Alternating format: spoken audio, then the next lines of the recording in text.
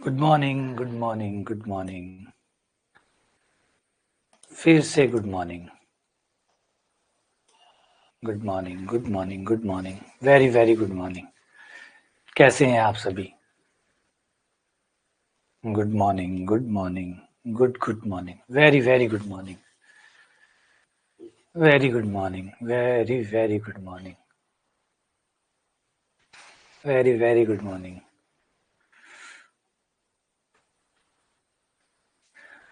राधे राधे, जय श्री राधे, जय Shri Krishna, Shri Radhe, Shri Radhe. Welcome back. स्वागत है आप सभी का, बहुत बहुत स्वागत है। बहुत बहुत स्वागत है। बढ़िया, मजे में, एकदम मजे में। हम तो मजे में हैं। आप सुनाइए, है ना? आप सुनाइए। हमें तो क्या, ये आदत सी हो गई है। हमारे लिए तो ये रोज का है और ये आनंदमय है हमारे लिए। तो क्वेश्चन आपका है। आप बताइए, है ना? इस मामले में हम लोगों ने अपने मन को जीत लिया है। ये रोज रोज क्लास लेना, ये पढ़ाना, ये वो काम है जो मेरे मन का काम है। ये मेरे मन पसंद का काम है। अगर मुझे मान लो, एक कहा जाता है कि आपके मनपसंद काम को चुनना हो ना, कि आपका मनपसंद काम क्या है, किसी भी व्यक्ति को अपना मनपसंद काम चुनना हो, तो आप उसे दुनिया की सारी दौलत दे दीजिए। सारी दौलत जो वो मांगता है उसको दे दीजिए, सारे सुख सुविधाएं उसको दे दीजिए, और फिर पूछिए कि अगले दिन आप क्या करोगे। आप उसे दुनिया की सारी सुख सुविधाएं, सारा पैसा, कल्पना कर लीजिए, नहीं मिले तो कल्पना ही कर लीजिए। मान लीजिए, आपको कल्पना करिए कि एक दिन आपको सारा दुनिया का पैसा मिल गया, सारी सुख सुविधाएं मिल गई। अब ये बताइए कि अगले दिन आप सुबह उठ के क्या करेंगे? तो वो पता चल जाएगा कि उसका मनपसंद, क्योंकि मनपसंद काम कभी पैसे से जुड़ा हुआ नहीं होता। मनपसंद काम हमेशा मन से जुड़ा हुआ होता है। वो हम इसलिए करते हैं कि पसंद है, मजा आता है, पैसे का कोई लेना देना नहीं है। तो वही चीज मेरे साथ लागू है। अगर दुनिया का मैं सबसे अरबपति आदमी बन जाऊं, किसी दिन अचानक कोई जादू हो जाए, तो दूसरे दिन उठ के मैं क्या करूंगा? क्लास लूंगा, आप लोगों के साथ होऊंगा, पढ़ा रहा हूंगा। हाँ, एक चीज कर सकता हूँ मैं, अगर दुनिया के सबसे अमीर बात में, तो मैं फीस वाले जो स्ट्रिक्शन है वो हटा दूंगा, कोर्स सारे फ्री कर दूंगा। हाँ, ये कर दूंगा। सारे कोर्स फ्री, कोई पैसा नहीं, जीरो चार्जेस। क्योंकि फिर मुझे कुछ मेंटेन नहीं करना होगा, मुझे कोई खर्चा नहीं निकालना होगा। तो फिर मैं सारे कोर्सेज फ्री कर दूंगा। पढ़ाऊंगा तो फिर भी पढ़ाऊंगा इतना ही, ऐसे ही पढ़ाऊंगा, बस कोर्सेज फ्री होंगे। ये कर सकता हूँ। चलो आ जाओ फिर।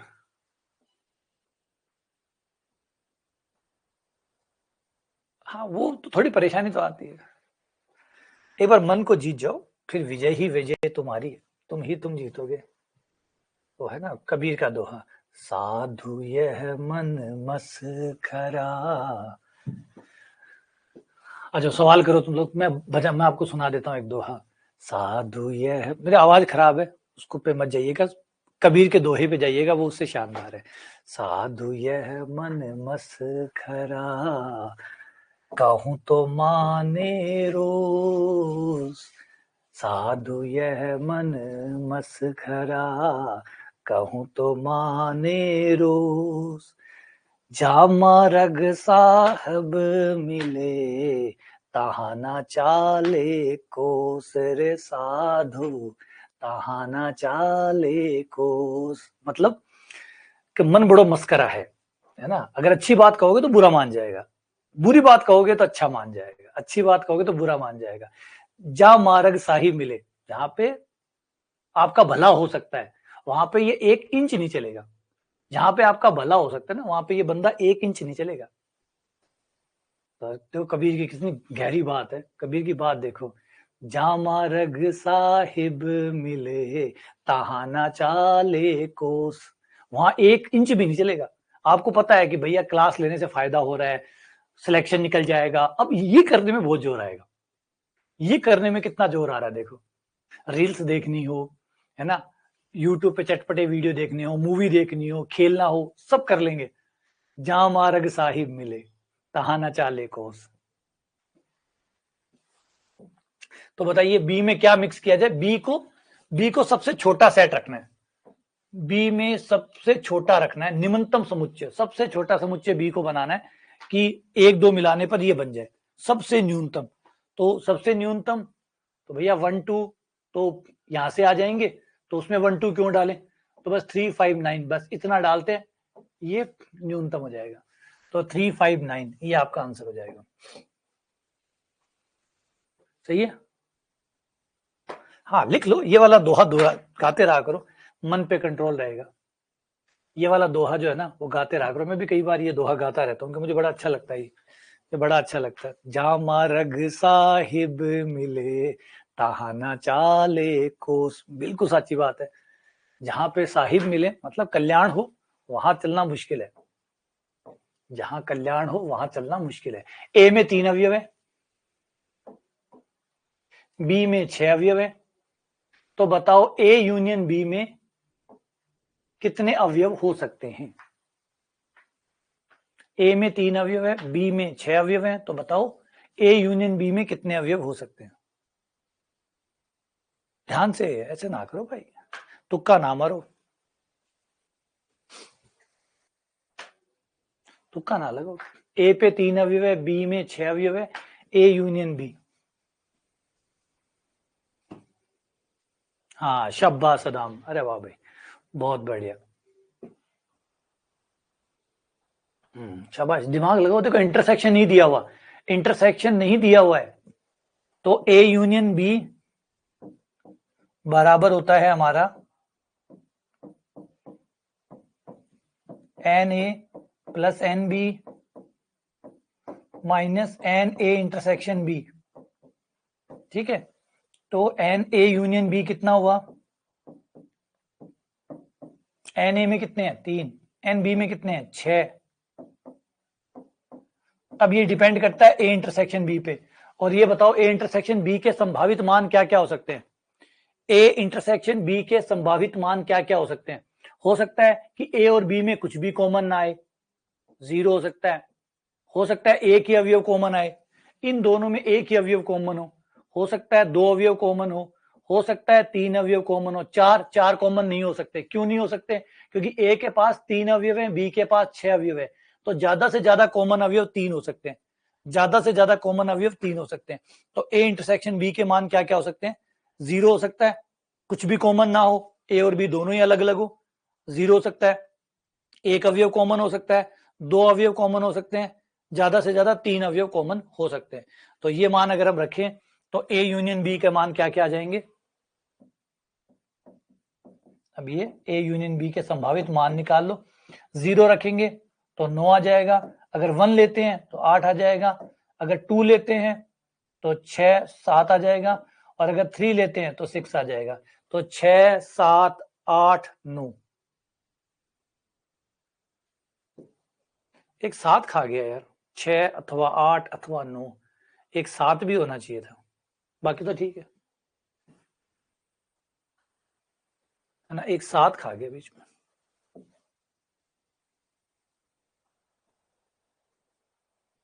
6 अथवा 7 अथवा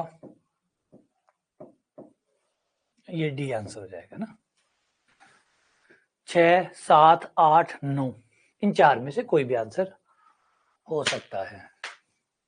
सही है, बढ़ जाऊं आगे। हाँ 7 नहीं है, ठीक कर दिया मैंने, 7 नहीं है, 7 को डाल दिया मैंने, ऊपर से डाल दिया है ना, 7 को ऊपर से डाल दिया गया। इनमें से कथन देखो, कथन 1 कथन 2 कथन 3 कथन 4, 4 कथन दिए हुए, कौन सा सच है उसके आधार पे बताना है। ए ऑप्शन कह रहा है कि 3 और 4 सत्य है, ऑप्शन बी कह रहा है कि 2 3 4 सत्य है, सी कह रहा है कि 1 2 3 सत्य है, डी कह रहा है कि सारे सच है। तो कौन कौन से सच है।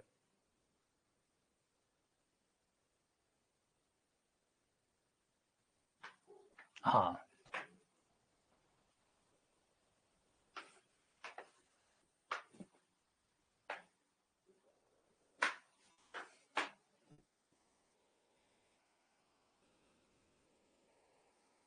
और पहले तो ये देखो कि जब डैश वाली बात होती है ना, पूरे पे डैश हो और फिर अलग अलग पे डैश हो, पूरे पे डैश हो और फिर अलग अलग पे डैश हो, पूरे पे डैश हो और फिर अलग अलग पे डैश हो, तो यूनियन इंटरसेक्शन बन जाता है। डी मॉर्गन थ्योरम का सवाल हो गया, और डी मॉर्गन थ्योरम में इंटरसेक्शन यूनियन बन जाएगा, यूनियन इंटरसेक्शन बन जाएगा। तो यहां तो ऐसा नहीं हुआ, यहां तो आपका यूनियन वापस यूनियन आया, ये तो नहीं हो सकता, तो ये गलत, क्योंकि यूनियन यूनियन नहीं रह सकता। यहाँ पे यूनियन इंटरसेक्शन वापस इंटरसेक्शन आ गया, नहीं, ये भी नहीं हो सकता। डी मॉर्गन लॉ के हिसाब से ये भी सत्य नहीं है। नंबर 3 यूनियन इंटरसेक्शन बन गया, बोला हाँ ये सत्य है, ये भी सच है। तो सत्य 2 ही है, 3 और 4, ये सही है, सही है, ठीक है।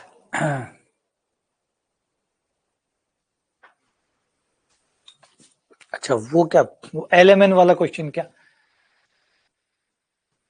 अब एलएमएन वाले क्वेश्चन की दिक्कत ये है कि उस क्वेश्चन को आप लोग समझ रहे हैं एग्जाम्पल से, और मैंने लास्ट टाइम आपको उदाहरण देके समझाया था कि आपके उदाहरण किसी चीज को सही साबित नहीं कर सकते। अब आप लोग इस बात को समझिए, आपके उदाहरण, यही सबसे बड़ा स्कैम है दुनिया का। सबसे बड़ा स्कैम पता है क्या है? सबसे बड़ा स्कैम ये है कि लोग अपनी बात को सच बताने के लिए उदाहरण देते हैं और लोग उदाहरण में फंस जाते हैं। लोग उदाहरणों में फंस जाते हैं, ये भूल जाते हैं कि उदाहरण किसी भी चीज को प्रमाणित नहीं करता। उदाहरण किसी चीज को प्रमाणित नहीं करता। मान लीजिए मैं कह दूं कि रामलाल ने पढ़ाई की, आईएएस बन गया, मोहनलाल ने पढ़ाई की, आईएएस बन गया, क्या अब ये उदाहरण पर्याप्त है? अपने बच्चे को पढ़ाना शुरू कर दूं, इन 2 उदाहरण से अपने बच्चे को पढ़ाना शुरू कर दूं कि मेरा बच्चा भी आईएएस बन जाएगा? तो उदाहरण कैसे साबित करते हैं किसी चीज को सही है? सोचिए, कोई बंदा, विराट कोहली क्रिकेट खेला, देखो क्रिकेटर बन गया, सचिन क्रिकेट खेला, देखो क्रिकेटर बन गया, महेंद्र सिंह धोनी क्रिकेट खेला, देखो क्रिकेटर बन गया, क्या मेरे बच्चे को शुरू कर दूं? क्या इन बात को, इन उदाहरणों को देखते हुए, प्रमाणिकता मानते हुए, क्या मेरे बच्चे को शुरू कर दूं क्रिकेट खिलाना? बन जाएगा विराट, बन जाएगा सचिन। तो क्या सोचिए एग्जाम्पल कि यही तो सबसे बड़ा है ना, अगर सबसे बड़ा स्कैम दुनिया में कोई है तो वो यही है कि देखो हमारा अपना घर का भी यही देता, अपने घर वाले भी ये एग्जाम्पल देते थे मोहल्ले में, वो देख वो पढ़ाई किया, वो देख आज सफल हो गया, वो देख पढ़ाई किया वो नौकरी लग गया, देखो वो पढ़ा वो जिंदगी में कुछ कर गया। वो उसके लिए सच है, वो उसके लिए सच है, आपके लिए सच नहीं हो सकता है वो उदाहरण उसके लिए सही हो। तो अगर आप मुझे 50 एग्जाम्पल देते हैं तो ये बात सिर्फ 50 लोगों तक ही सच है। आपने मुझे कहा A1 आईएएस बन गया, A1 ने पढ़ाई की आईएएस बन गया, A2 ने पढ़ाई की आईएएस बन गया, A3 ने पढ़ाई की आईएएस बन गया। आप इसमें मुझे 100 एग्जाम्पल देंगे तो ये बात सिर्फ 100 लोगों के लिए सही है। हो सकता है 101 वाले के लिए ये बात सच ना हो। आप हजारों एग्जाम्पल दे दीजिए, हजारों हजारों हजारों, आपका कोई भी एग्जाम्पल, इतने एग्जाम्पल दे दीजिए, कोई फर्क नहीं पड़ता। अंत तक भी ये प्रमाणित नहीं होता कि ये बात आगे वाले पे काम करेगी। आपने 1 लाख एग्जाम्पल दिए, हो सकता है 1 लाख एक भी एग्जाम्पल पे ये बात गलत साबित हो जाए, फिर फंस गई गाड़ी, फिर गाड़ी फंस गई। तो अब सोचो, अगर एग्जाम्पल से प्रूफ हो जाता तो हम प्रमेय को कभी प्रूफ नहीं करते, उदाहरण देते और प्रूफ कर लेते। सोचो, उदाहरण देके प्रूफ कर लेते, पागल है क्या? क्यों प्रमेय को इतना सारा लिखते हैं, माना ये, माना वो, फलान? सबसे बढ़िया काम है, एक उदाहरण दो, काम खत्म।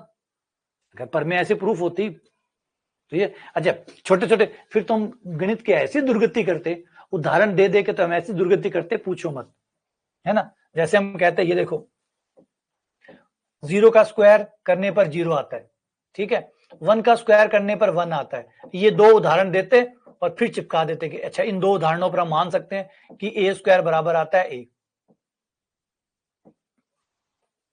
सोचो उदाहरणों से क्या हो सकता था, उदाहरणों से क्या हो सकता था? 0 का स्क्वायर 0, 1 का स्क्वायर 1, तो हम कह देते अच्छा देखो 2 एग्जाम्पल दे दिए, चाहिए बेटा? हाँ बरो, अब हाँ हाँ ठीक, इसका मतलब a स्क्वायर बराबर होता है, होगी, ये हो सकता है। फिर आप ये कर सकते हैं, 2 उदाहरण देके आप गलत को भी सही साबित कर सकते हैं, उदाहरणों से आप गलत को भी सही साबित कर सकते हैं। समझे बात? बोले हाँ समझ गए। इसके लिए बहुत अच्छी बात है, चलो एक और एग्जांपल सुनाता हूँ, अच्छा सा एग्जांपल है, बड़ा प्यारा एग्जांपल, आइंस्टीन का सुनिए, अल्बर्ट आइंस्टीन का एक बहुत प्यारा एग्जांपल है।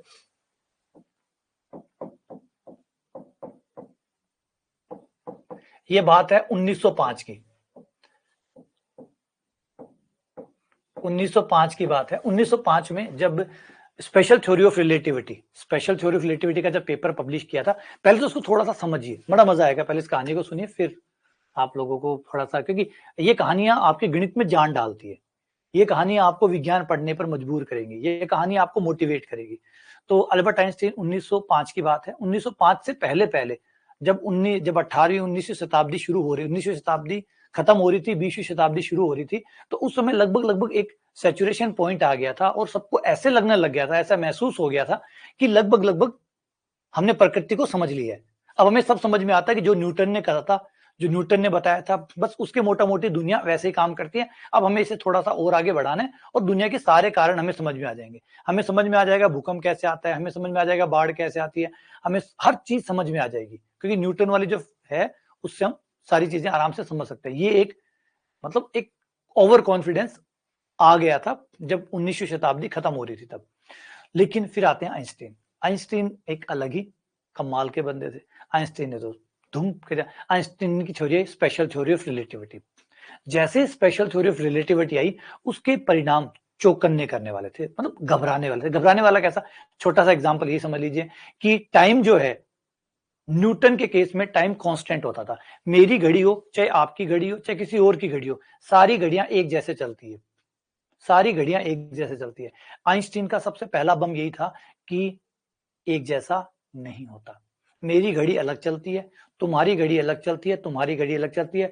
जो जिस तरीके से चल रहा है, जिस वेग से चल रहा है, उस वेग से उसकी घड़ी में फर्क पड़ता है। यानी अगर दो जुड़वा बंदे हैं, दो जुड़वा बच्चे हैं, आप दो जुड़वा बच्चे में से एक जुड़वा बच्चे, जुड़वा मतलब सेम एक उम्र के, आप उनको एक को रॉकेट में बिठा के चक्कर कटाने के लिए बाहर भेज दीजिए ब्रह्मांड का, और 30 साल बाद जब वो वापस आएंगे तो एक भाई जो पृथ्वी पर है उसकी उम्र 30 साल हो चुकी होगी, लेकिन जो बाहर चक्कर काट के आएगा उसकी उम्र उससे बहुत कम होगी, जबकि दोनों जुड़वा पैदा हुए थे। कारण वो गति में था, वो रॉकेट की स्पीड में चल रहा था। जब कोई आप रॉकेट की स्पीड में चलते हैं या किसी स्पीड पे होते हैं तो आपका समय स्लो हो जाता है, धीमा हो जाता है, आपका समय धीमा हो जाता है, बजाय नहीं, अगर आप नहीं चल रहे हैं तो आप नहीं चल रहे हैं तो आपका टाइम नॉर्मल चलता है, लेकिन आप जब गति में होते हैं तो आपका समय धीमा हो जाता है।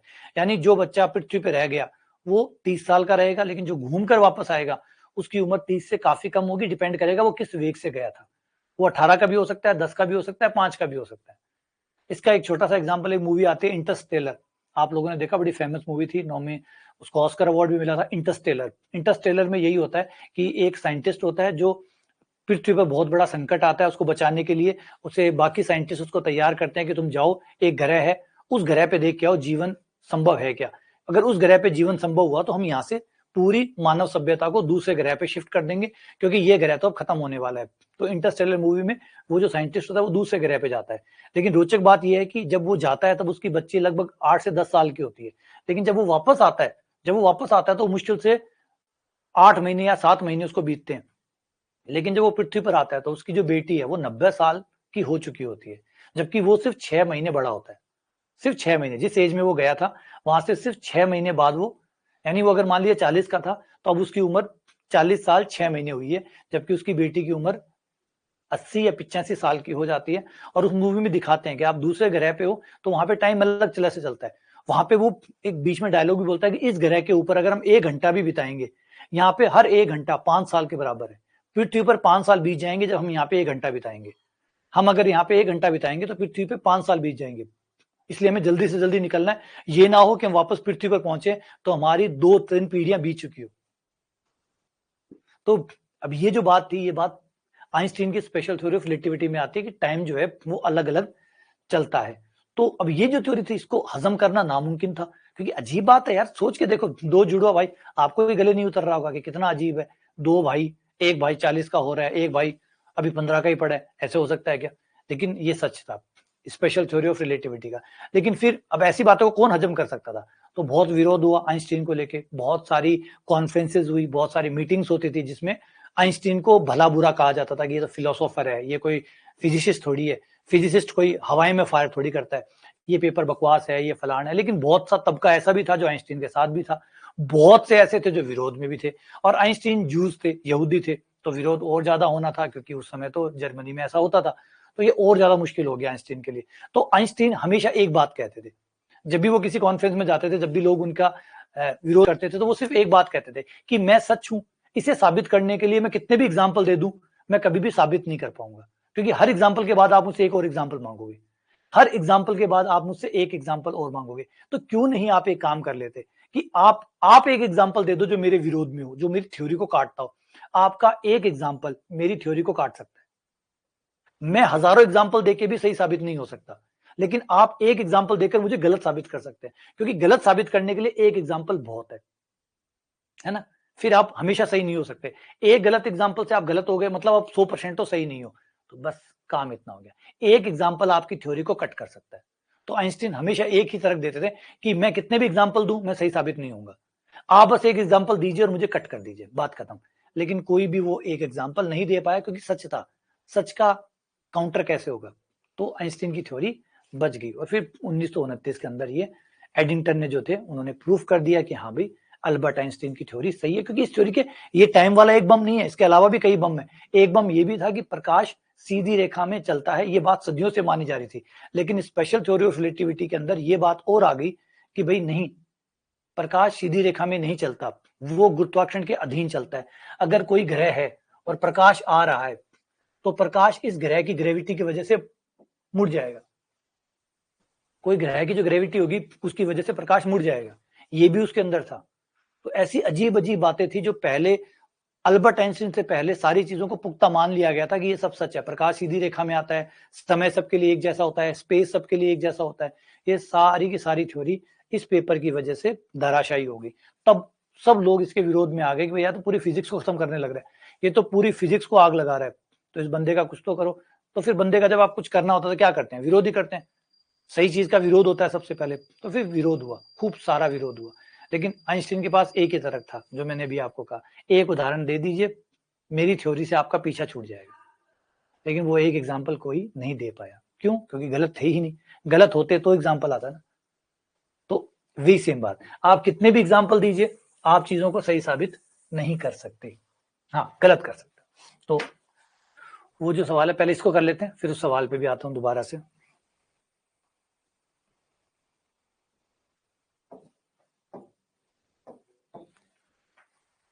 तो ये रहा a minus B union B, क्या ये सही है?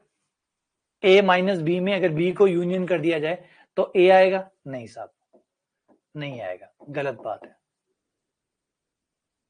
a माइनस बी में अगर b मिला दिया जाए तो ये a यूनियन b आएगा, है ना, ये a यूनियन b आएगा। अच्छा, a माइनस बी में अगर a मिला दिया जाए तो a आएगा? हाँ जी आएगा, सच है। अगर a माइनस बी और b का इंटरसेक्शन लिया जाए तो खाली आएगा? हाँ, क्योंकि a माइनस बी में से b तो निकल चुका होगा, फिर इंटरसेक्शन निकालोगे तो खाली आएगा ही आएगा। अगर a b का उपसमुच्चय है तो a यूनियन b क्या b के बराबर आएगा? हाँ, बड़े वाले सेट के बराबर आएगा, ये बात भी सच है। तो सिर्फ पहला गलत है, बाकी दूसरा तीसरा चौथा सच है। तो ये आपका आंसर आ गया, सही बात है, सही है ये बात, सही है ये बात।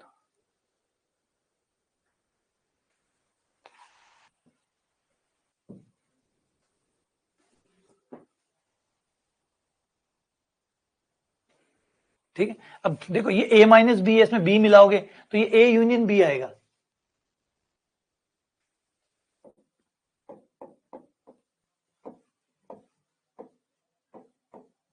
इसको मिलाने पे जो आपका आएगा वो a यूनियन b आएगा,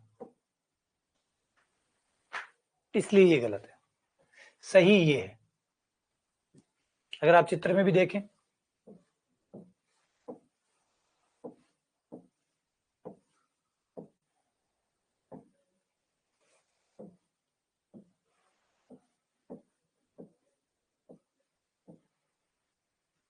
ये तो हो गया आपका a माइनस बी,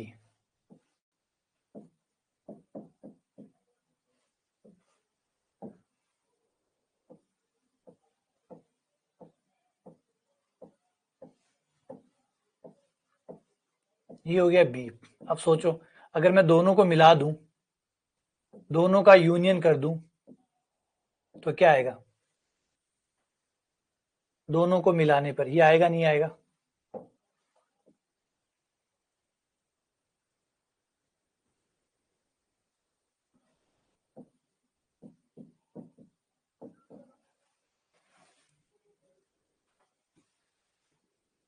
ठीक है।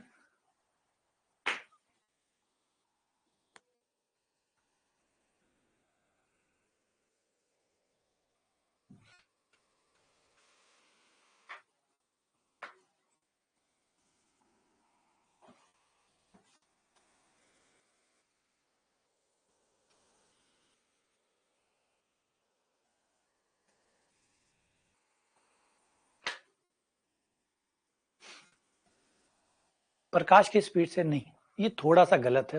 ये थोड़ा गलत है कि एक्चुअली में जो अल्बर्ट आइंस्टीन की थ्योरी है, दूसरी थ्योरी जो मेन थ्योरी है, जिसको हम कहते हैं जनरल थ्योरी ऑफ रिलेटिविटी, उसमें अंदर साफ जो उसका प्रिडिक्शन है, उसका जो स्टेटमेंट है, वो कहता है ग्रेविटी डिफाइन टाइम। ग्रेविटी समय को डिफाइन करती है। जितनी ज्यादा ग्रेविटी होगी, समय उतना धीमा चलेगा। जैसे अगर आप यहां से जुपिटर पे चले जाएं, तो जुपिटर पे आपका टाइम अलग चलेगा। जुपिटर पे आपका टाइम अलग चलेगा। अगर आप ब्लैक होल के पास चले जाएं, तो आपका समय रुक सा जाएगा, आपका टाइम रुक जाएगा। अगर आप किसी ब्लैक होल के पास चले जाओ, क्योंकि ब्लैक होल के पास भयंकर ग्रेविटी होती है, या यूं कहें इनफाइनाइट ग्रेविटी होती है, तो वहां पे आपका समय रुक जाएगा। वहां पे आप कितने भी साल पृथ्वी पर बीते, आपकी उम्र में 1 सेकंड की वृद्धि नहीं होगी, है ना। ब्लैक होल का जो हॉरिजन होता है, अगर आप हॉरिजन के ब्लैक होल के अंदर चले जाओगे तो पता नहीं क्या होगा, सिंगुलैरिटी आ जाएगी। लेकिन ब्लैक होल का जो हॉरिजन होता है, जिसे हॉकिंग्स हॉरिजन कहते हैं, है ना, ब्लैक होल का जो हॉरिजन होता है,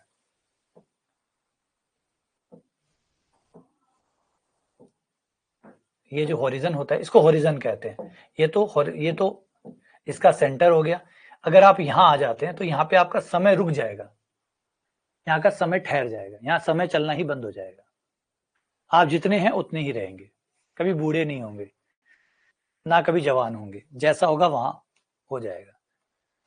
इसे सबसे पहले स्टीफन हॉकिंस ने जो है ना, वो उन्होंने ढूंढा था, तो उन्होंने बताया था इसके रूल्स के बारे में, हॉकिंस ने बताया था। तो ये हॉकिंस, इससे रेडिएशन निकलते हैं यहाँ पे ऐसे, जिसे हॉकिंस रेडिएशन कहते हैं।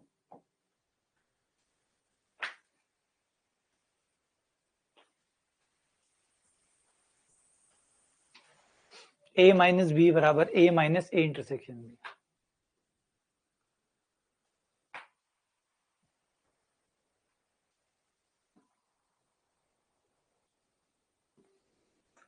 बॉडी स्ट्रेच हो जाएगी, बॉडी आपकी स्ट्रेच हो जाएगी ऐसे, आप बहुत लंबे हो जाएंगे ग्रेविटी के पुल की वजह से। आप बहुत लंबे हो जाएंगे। ए माइनस बी बराबर A minus A intersection B, क्या ये सही है? बिल्कुल सही है। चित्र सोचो और कल्पना करो कि क्या ये सही है? बोला हाँ सही है। अगर ए इंटरसेक्शन बी में A union A minus B मिला दिया जाए, तो क्या ए आएगा? आएगा, हाँ आएगा।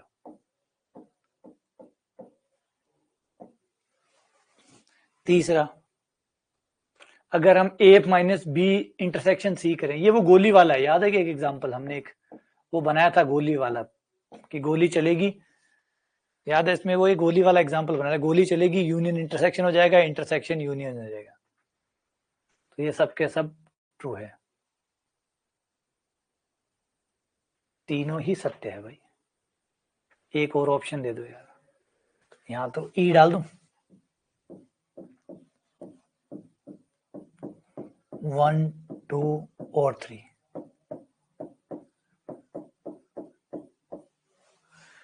और फिर ये टिक कर देता हूं।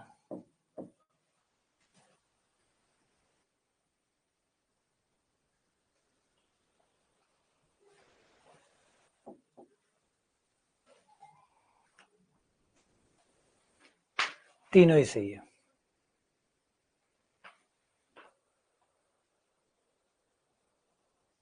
हाँ, ये इंटरसेक्शन है। ये हमने जब थ्योरी पढ़ाई थी तब मैंने इसको बताया भी था, आप लोगों ने रिवाइज नहीं किया, ये दिक्कत है। इसमें गोली वाला एग्जांपल बताया था, गोली वाला। ये वाला जो था ना, इसमें ऐसे था कि बताया था कि इसको याद रखने का तरीका था कि ए माइनस बी अगर यूनियन है तो इंटरसेक्शन हो जाएगा, इंटरसेक्शन है तो यूनियन हो जाएगा। ये डी मॉर्गन जो है उसी थ्योरम का, इसको प्रूफ भी किया था हमने, उसको प्रूफ भी किया था कि ये ए माइनस बी हो जाएगा, ये ए माइनस सी हो जाएगा, और जो आपका यूनियन है वो इंटरसेक्शन हो जाएगा, इंटरसेक्शन आपका यूनियन हो जाएगा।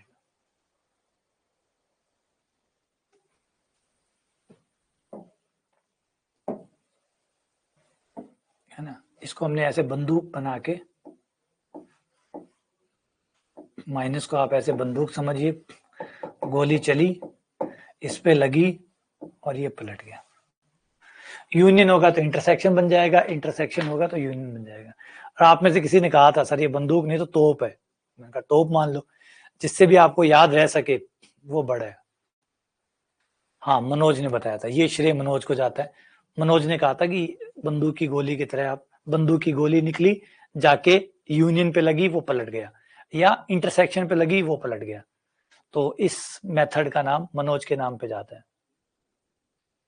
है ना। आप लोग इसे मनोज के नाम पे याद रख सकते हैं, मनोज का गन मेथड।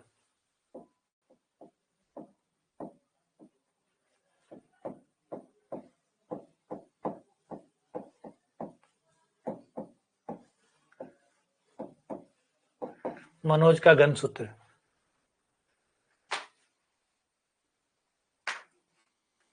मनोज के नाम पे हम इसको ऐड, याद रखो, कुछ कैसे भी कुछ करो, इस तरीके से चीजें याद रहनी चाहिए आपको, है ना। अटपटी चीजें ज्यादा याद करो। मैंने उस समय भी कहा था कि कुछ जो कोई अटपटी चीजें है ना, आप उसको याद रखने के लिए कोई कल्पना करिए, कुछ बेवकूफी सोचिए, जो भी सोच सकते हो, है ना। कुछ भी बेवकूफी सोचिए जिससे वो चीज टिक जाए। हमारा मकसद है टिकाना, चीजें टिकी रह जाए। अब कैसे टिकी रह सकती है, सोचो, क्या अटपटी बात सोच सकते हो। अब इस चीज को याद, आज फिर से हो गया ये, अब उस टाइम आया था, उस समय भी हमने ये सारे गन वन बनाए थे, आज आप इसको भूल गए, आज आप इसको भूल गए।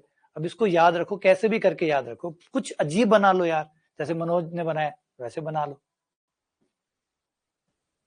बी ऑप्शन सही है, बी ऑप्शन में कोई गलती नहीं है। ये देखो बी में क्या कह रहा है, ए माइनस बी में, ये रहा आपका A minus B, A intersection B, दोनों को यूनियन कर दो, ए आएगा नहीं आएगा।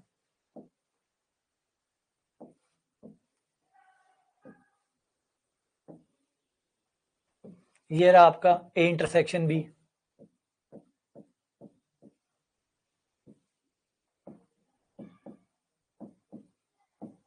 ये ए इंटरसेक्शन बी है। और क्या चाहिए, ए माइनस बी, ये रहा ए माइनस बी।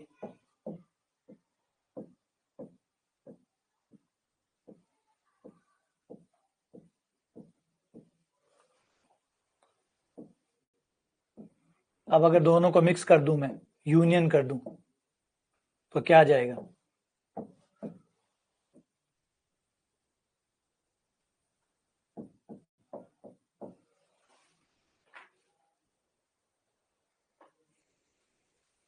और भी बहुत कुछ होगी मनोज तुम्हारे नाम पे।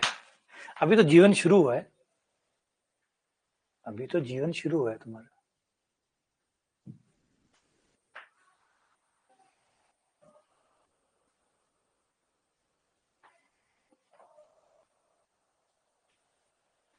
ए और बी के कोई दो समुच्चय है, A intersection A union B किसके बराबर है,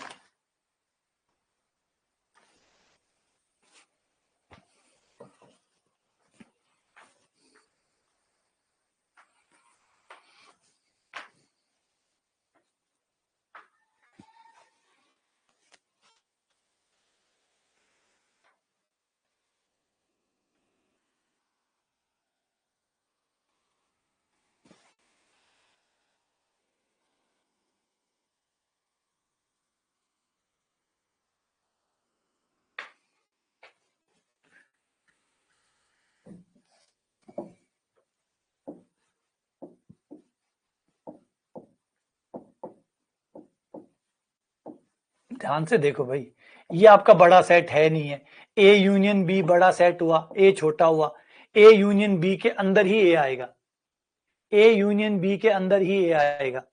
तो जब ए यूनियन बी के अंदर आएगा तो इंटरसेक्शन छोटे वाला, इंटरसेक्शन छोटे वाला सेट ही आएगा।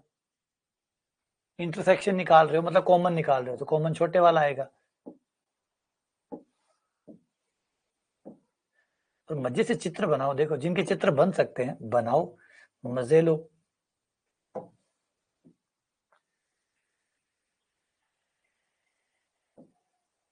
ये है आपका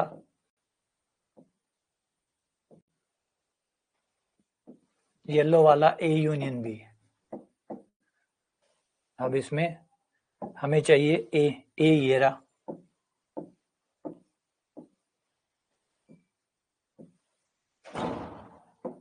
ये ए है, दोनों का इंटरसेक्शन करूं तो क्या आएगा, पीले और गुलाबी का इंटरसेक्शन, है ना। तो ए यूनियन बी के अंदर ही तो ए आता है, ए यूनियन बी के अंदर ही ए आता है, तो इंटरसेक्शन ये आ जाएगा।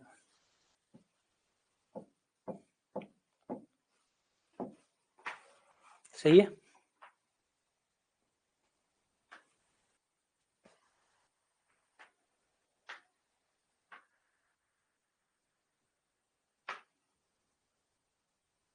ये कौन सा चिन्ह लगा दिया यार, अच्छा ये माइनस का चिन्ह है,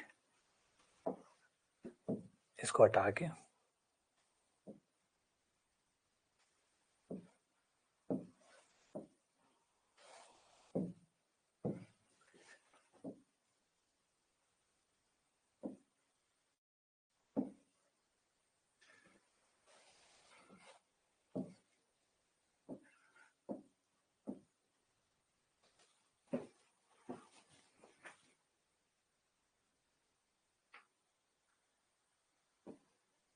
ये साइन क्या होता है, कई किताबें ऐसे बट्टे का चिन्ह लगाती है, माइनस को ऐसे लिखती है, कई किताबें क्या होती है, कई राइटर्स ऐसे लिखते हैं, ए माइनस बी को उनका लिखने का तरीका होता है ए बी को छोड़कर, बी उनका सेंस होता है, ऐसे लिखते हैं, है ना। आप राइटर्स को तो कह नहीं सकते कि ये क्यों लगाया, वो अपनी मर्जी से कई बार अपने खुद के चिन्ह लगाते हैं।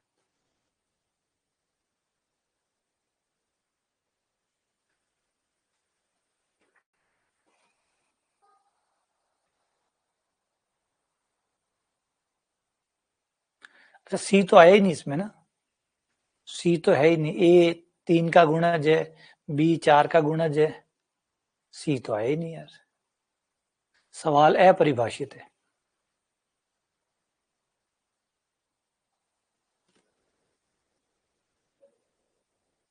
सही बात है, एकदम सही पकड़े हो, सी को एकदम सही पकड़े हो।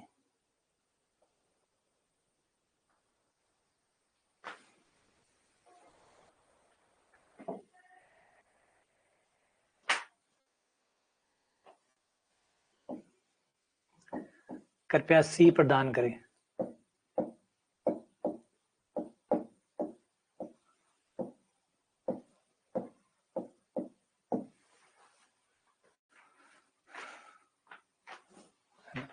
महोदय, सविनय निवेदन है कि आपके द्वारा दिए गए सवाल में ए और बी सुपरिभाषित है परंतु सी नहीं दिया गया, तो सी को जल्द से जल्द प्रदान करने की कृपा करें, आपका आज्ञाकारी। तब तक ये सवाल वेटिंग में है, तब तक हम इस सवाल का आगे से कोई जानकारी आती है फिर इसको आगे बढ़ाते हैं, तब तक ये सवाल को रहने देते हैं।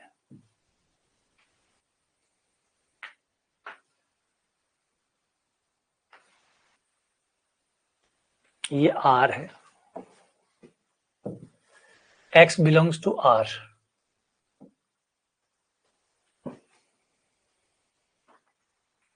अब इनमें से कौन सा सही है,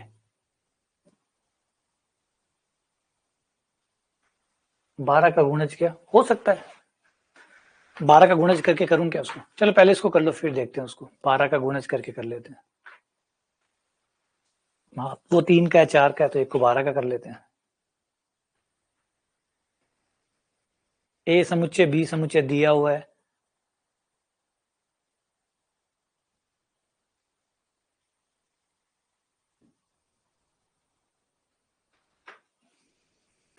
शाबाश बहुत बढ़िया, गलत सवाल को भी सही कर पाते हो, होशियार हो गए।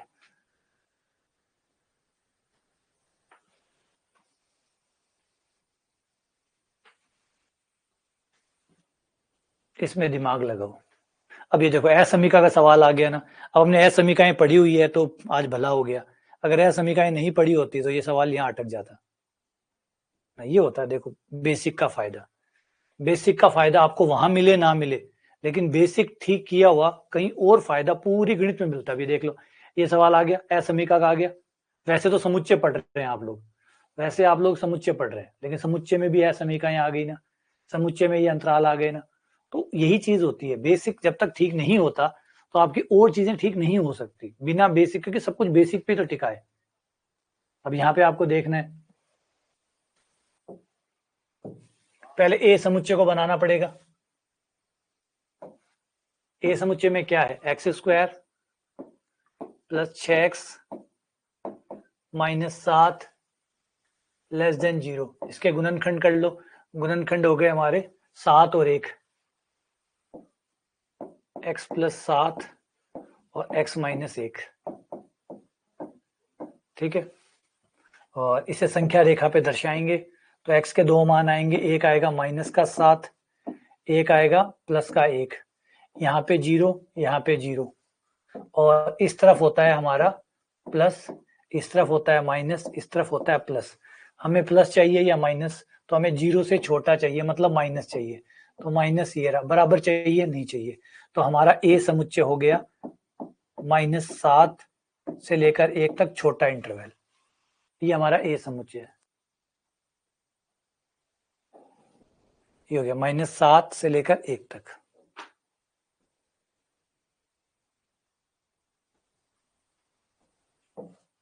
ठीक है, अब उस पे आ जाओ, बी में आ जाओ।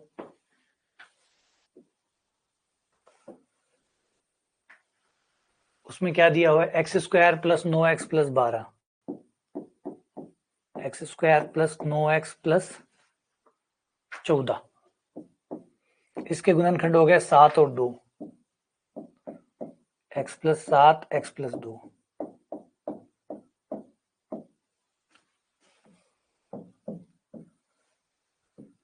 -7 -2, और इधर प्लस, इधर माइनस, इधर प्लस, यहाँ 0 0। हमें क्या चाहिए, प्लस वाले चाहिए, तो प्लस वाले चाहिए तो बी इंटरवल हो गया हमारा माइनस अनंत से लेकर -7 तक, यूनियन -2 से लेकर अनंत तक।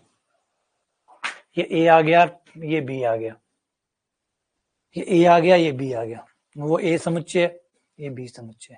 अब क्वेश्चन कह रहा है कि इनका इंटरसेक्शन क्या ये आएगा, इनका अंतर ये आएगा। तो देखते हैं, संख्या रेखा बनाते हैं, तभी पता चलेगा कि क्या आएगा। ये रही संख्या रेखा,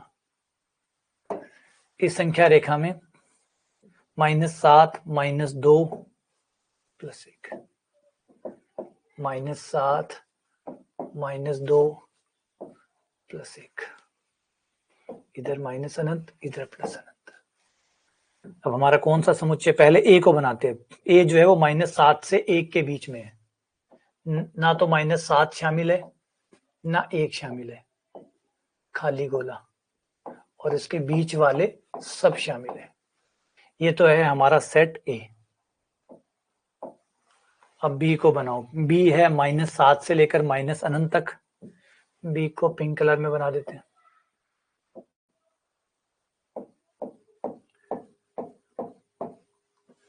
और -2 से लेकर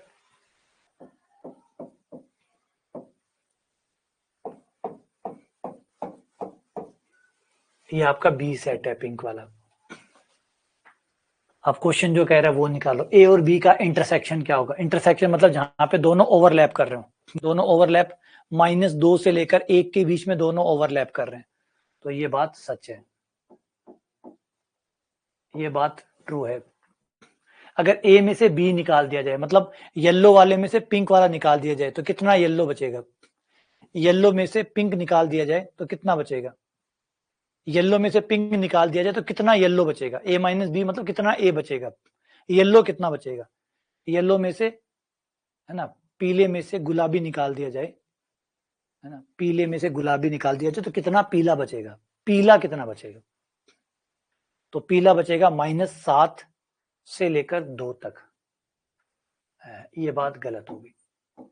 कैसे गलत होगी, क्योंकि अगर जब आप ए में से बी घटाएंगे तो उस केस में आपके पास जो बचेगा वो होगा -7 से लेकर -2 शामिल होगा, क्योंकि -2 नहीं निकला है, -2 नहीं निकला है, क्योंकि -2 इसके पास नहीं है, तो -2 नहीं निकला। बी फॉल्स हो गया, -2 नहीं निकला है, क्योंकि -2 निकलेगा कैसे, पिंक वाले के पास -2 है ही नहीं, जब -2 है ही नहीं तो ये निकाल भी नहीं सकता, तो -2 बच गया, -2 बच गया, तो ये गलत हो गया। खाली एक माइनर, ये देखो सवालों से भी छोटी सी गलती हो जाती है, देखो इतनी सी गलती की वजह से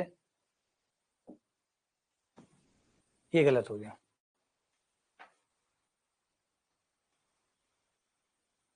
ए के पास -2, अरे बाप रे, थे मराशो यार, अरे थे मरा होगा यार, अरे वो इंटरवल में खाली किनारों की किंतु परंतु होती है, बीच वाला पूरा होता है, बीच वाला पूरा।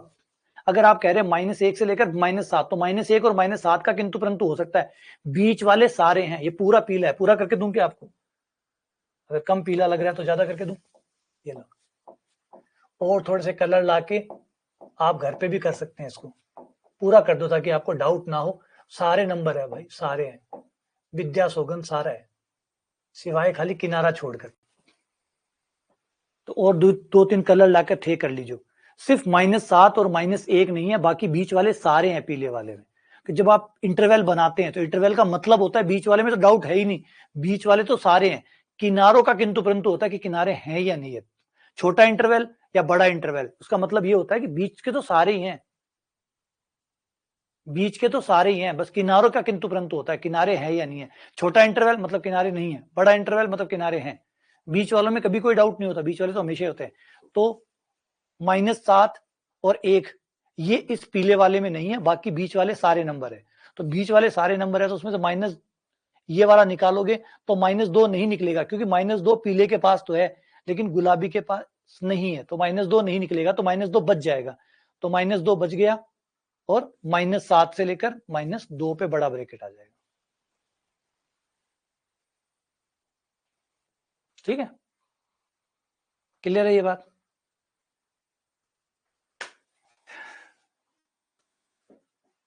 तो ये हो गया हमारा कौन सा, पहले वाला ट्रू, ए ट्रू है केवल।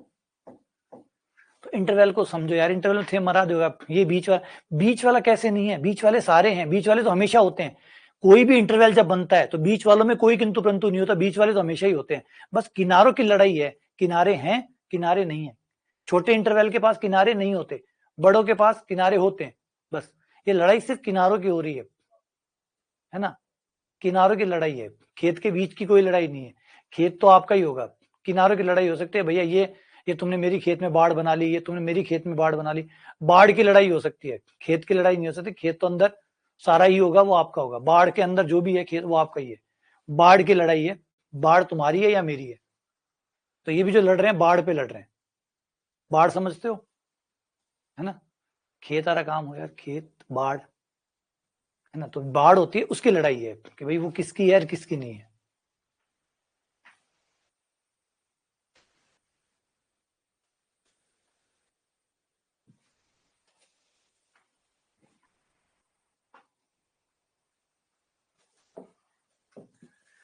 रूल मेथड, नियम रूप में बताइए कौन सा समुच्चय नल समुच्चय है, मतलब खाली समुच्चय, रिक्त समुच्चय, नियम रूप में कौन सा रिक्त समुच्चय है,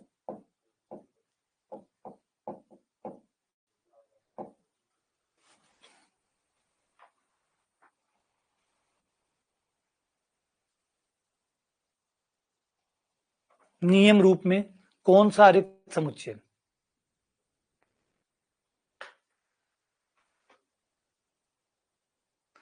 रात वाली आ जाएगी या तो आ गई होगी या आ जाएगी, ऐसा तो नहीं हो सकता, रिवीजन क्लास, और रात को रिवीजन क्लास के नाम से रिवीजन क्लास थी नहीं, रात का क्लास का नाम था sets and relation live class 6, कल उसका नाम ये नहीं था, कल वाली क्लास का नाम रिवीजन के नाम से नहीं था, उसका नाम था sets and relation live class 6 के नाम से, अब वो देखोगी वो है या नहीं,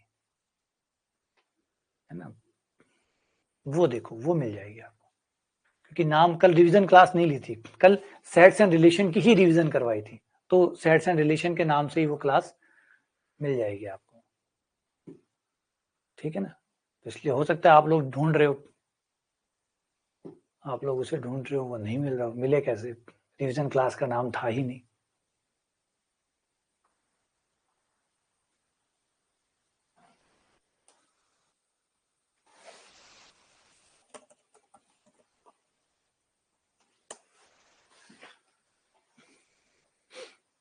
एक मिनट मैं दिखा देता हूँ।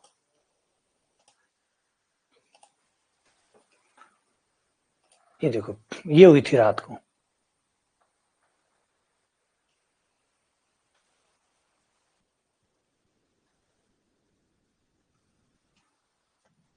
ये हो सकता है, ये थी रात वाली क्लास। तो ये हो सकता है कमलेश सर नहीं मिले हो ना, तो कमलेश सर नहीं है इसका मतलब ये रिवीजन क्लास नहीं है। नहीं, वो भी हो सकता है, आप लोगों को ऐसा लग रहा हो शायद कि कमलेश सर नहीं आए, है ना। वो कमलेश सर की वजह से।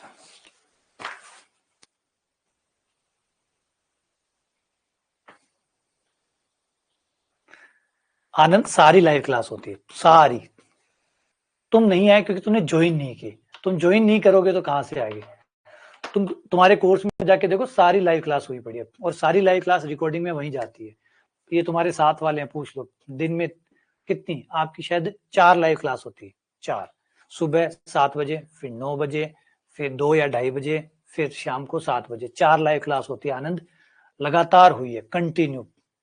पूछ लो, एक दिन भी मिस नहीं है। और तुम तुम्हारे कोर्स में जाओगे, लाइव सेक्शन में जाके देखो, वहां पे सारी क्लास है, और ये तुम्हारे क्लास के ही, तुम्हारे ही कोर्स के स्टूडेंट है। ये देखो, ये रही, फिर से दिखा देता हूँ। ये देखो, ये लाइव क्लास का फोल्डर है, इसमें ये सारी लाइव क्लास है। ये देखो, ये सारी लाइव क्लास जो हुई है उन सबकी रिकॉर्डिंग है। हाँ, एक एक बच्चे को फोन करके नहीं बुलाया जाता कि भाई लाइव क्लास हो रही है, आ जाओ। आपकी लाइव क्लास शेड्यूल होती है, उस टाइम पे बटन आता है, बटन ज्वाइन करना होता है, तब आप लाइव क्लास में आते हैं, है ना। ये कह सकते हो, इसकी शिकायत आप कह सकते हो, सर आपने फोन करके बताया नहीं कि लाइव क्लास हो रही है और आपने नहीं ली, वो कह सकते हो। हाँ बिल्कुल आनंद, सारी क्लासेस हुई है, सारी टोटल, सारी की सारी क्लासेस हुई, लेकिन ऐसे नहीं बताया जाता लाइव क्लास हो रही है प्लीज आ जाओ, क्योंकि आप कम से कम 1500 से 2000 बच्चे हो, सबको ये फोन करके कहना कि आ जाओ क्लास हो रही है, आ जाओ क्लास हो रही है, तो ये नहीं बताया जा सकता। क्लास होती है, शेड्यूल होती है, आप जैसे अभी तुम आए हो, अभी भी किसी ने फोन नहीं किया कि लाइव क्लास हो रही है, तुमने ज्वाइन की, तुम आ गए, वैसे ही ज्वाइन करना पड़ता है, आना पड़ता है। हाँ, मैसेज भी आता है, नोटिफिकेशन भी आता है, जब क्लास शेड्यूल होती है तो नोटिफिकेशन आता है, स्टार्ट होती है तो नोटिफिकेशन आता है। अब नोटिफिकेशन बंद कर रखा है या नहीं गया वो अलग बात है, क्लास शेड्यूल होती है, इस टाइम पे क्लास होगी, अभी फिर 1-2:30 बजे, 2 बजे, 2:30 बजे क्लास है, वो होगी, शाम को 7 बजे फिर क्लास होगी, आपको अपने टाइम पे आके ज्वाइन करना होगा। ठीक है, चलो आ जाओ। अब नियम रूप में लिखना है, देखो रिक्त समुच्चय ये भी है, ये भी रिक्त है, ये भी रिक्त है, ये दोनों रिक्त है, लेकिन दोनों के दोनों किस रूप में, रोस्टर रूप में है।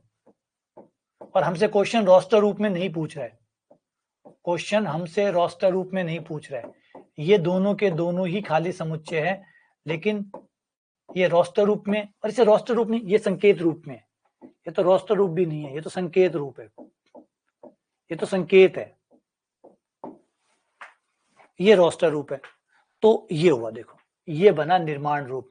इस समुच्चय में देखो, ध्यान से देखो, इस समुच्चय में वो एक्स है जो अपने आप के बराबर नहीं है, मतलब इसमें वो शाहरुख खान रहता है जो खुद शाहरुख खान नहीं है। इसका है ना पैराडॉक्स, देखिए इसके अंदर वो एक्स रहते हैं जो अपने आप के बराबर नहीं है। कल्पना करो फिर यहाँ कौन रहता है, यहाँ कौन रहता है, गौर करो, ये क्या कह रहा है, ये देखो नियन रूप कितना बढ़िया बना है, खाली समुच्चय का, यहाँ पर एक्स रहते हैं, कौन से एक्स रहते हैं, वो एक्स जो अपने आप के बराबर नहीं है, यहाँ पर वो एक्स रहते हैं जो अपने आप के बराबर नहीं है। तो कोई अपने आप के बराबर ना हो, ऐसा हो सकता है ना, यहाँ पे वो शाहरुख खान रहता है जो शाहरुख खान नहीं है। कमाल है।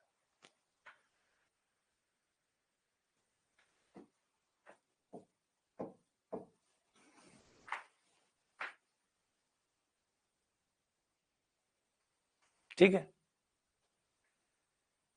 हाँ, सैफ अली खान क्या याद आया भाई तने, अच्छा, हाँ ठीक है।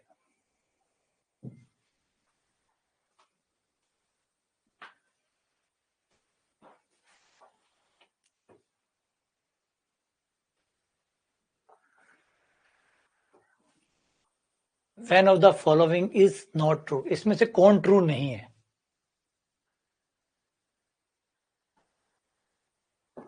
हाँ, चर्चा में पूरा वो बड़ा एक विवादित सा है, पता नहीं क्या है यार, ये तो गलत बात, मतलब ये सोचने वाली बात है। सैफ अली खान जैसा मतलब ऊंचे कद वाला व्यक्ति है ना, कद भाई कद तो है ही, क्योंकि सेलिब्रिटी है, उसकी खबर न्यूज में छपती है, मीडिया अटेंशन जाता है।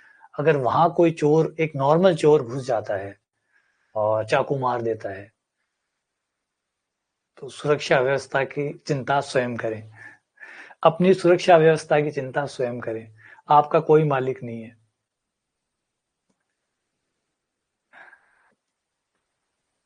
हाँ, सैफ अली खान का नाम में ही सेफ है, बस सेफ था नहीं। तो इसमें से कौन सच है?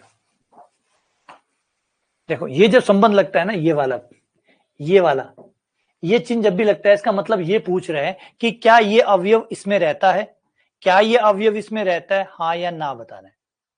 याद रखिए, ये दो चिन्ह है, एक चिन्ह तो ये है, ये चिन्ह होने का मतलब है ये पूछ रहे हैं कि क्या ये वाला अवयव, क्या ये वाला अवयव इस समुच्चय में रहता है या नहीं रहता, बिलोंग्स टू और नॉट बिलोंग्स टू। हाँ हो तो हाँ भर दीजिएगा, नहीं हो तो काट दीजिएगा। तो ये अवयव के बारे में पूछा जाता है कि क्या ये वाला एलिमेंट इस सेट में रहता है। जो एलिमेंट के बारे में पूछा जाता है तो ये चिन्ह आता है। लेकिन जब ये पूछा जाता है कि क्या ये समुच्चय, ये सेट इसका सबसेट है, मतलब ये जो हमारा इधर वाला समुच्चय है, इसके उप समुच्चय बनाए जाए तो क्या ये इसमें आएगा। हाँ तो ये लिख दीजिए, ना हो तो काट दीजिए। तो फर्क है दोनों में, अंदर देखो, दोनों में बड़ा रात दिन का अंतर है। यही बस इस चीज का फायदा उठाने के लिए पेपर में सवाल पूछा भी जाता है कि यहाँ याद रखिए कि इस तरफ अवयव होता है, जब अवयव होता है तो ये चिन्ह लगाया जाता है, अवयवों के लिए इस चिन्ह का प्रयोग होता है और समुच्चय के लिए इस चिन्ह का प्रयोग होता है। ठीक है, तो चेक करो कि क्या जीरो इसका अवयव है, बोला हाँ है। जीरो है इसमें, बोला जीरो है। तो अवयव है, इसका मतलब ये चिन्ह सही है, बोला हाँ सही है, तो ट्रू है, ट्रू है। फिर अब आ जाओ, क्या ये अवयव इसके अंदर है। अब ये देखो, इसको अवयव, क्योंकि ये चिन्ह लगा है मतलब ये अवयव है। अब आपको देखना है कि क्या ये अवयव इसमें है, बोला हाँ जी ये अवयव है इसमें, है तो ये बात भी सच है।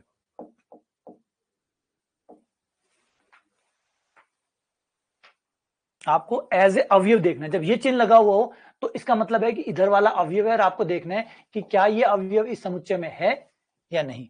और जब ये चिन्ह लगा हुआ हो तो आपको समझना है कि क्या ये समुच्चय इसके अंदर होगा, उसका उप समुच्चय होगा या नहीं होगा।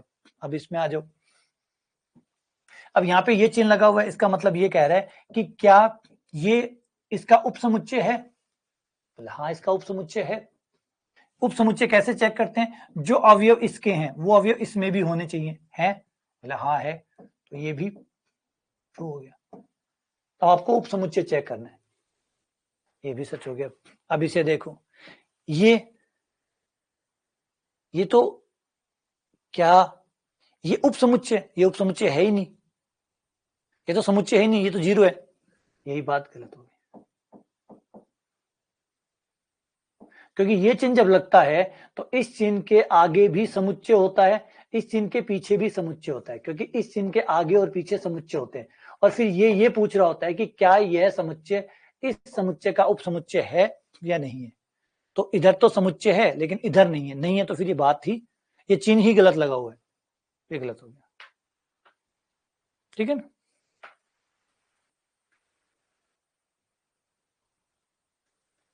The total number of subset of the set 1 से लेकर 10 तक which do not contain the element 6, इसके कितने उप समुच्चय बनेंगे जिसमें 6 नहीं आता हो। 1 से लेकर 10 तक ये एक सेट है, इस सेट के,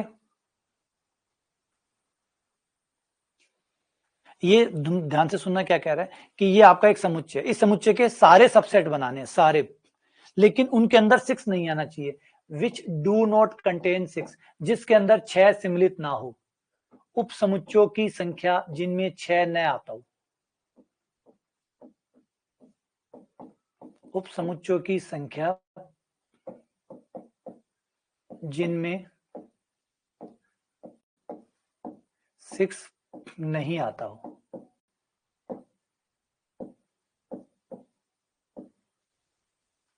ये सवाल अभी हाल फिलहाल में पेपर में भी आया था इस टाइप का। ये बढ़िया सवाल, क्योंकि है ना, हमेशा क्या होता है, कंपटीशन अपना लेवल बढ़ाता रहता है, एक कदम आगे बढ़ता रहता है। पहले तो क्या होता था, उप समुच्चयों की संख्या बता दो, यहां तक आता था। अब उप समुच्चयों की संख्या सबको याद है, 2 की पावर n होती है। हर किसी को याद है कि उप समुच्चयों की संख्या 2 की पावर n होती है, तो 2 की पावर 10 करके निकाल लेगा। फिर अब थोड़ा सा लेवल को आगे बढ़ा दिया, बोला कि मुझे वो उप समुच्चय बनाओ जिसमें 6 नहीं आता। 6 नहीं आता तो 6 को हटा दो, 6 नहीं चाहिए ना आपको, 6 को हटा दो।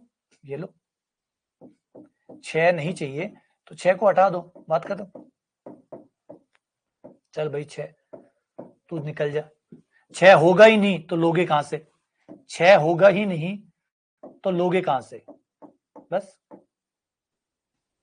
कितनी प्यारी बात है यार, जब 6 होगा ही नहीं तो लोगे कहां से, 6 को निकाल दो। 6 निकल गया। अब कितनी संख्या बची आपकी, 5 ये 4 ये, टोटल कितनी बची, 9। उप समुच्चयों की संख्या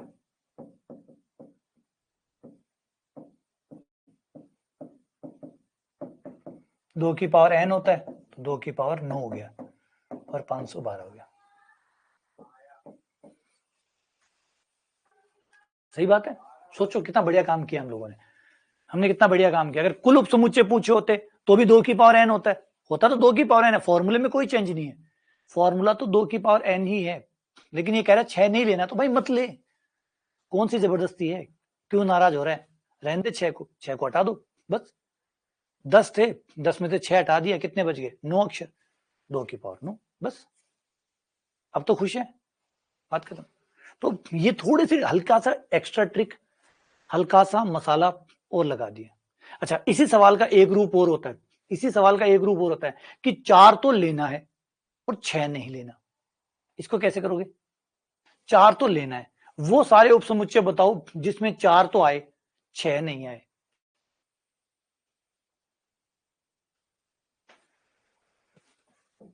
इसी का एक वैकल्पिक क्वेश्चन,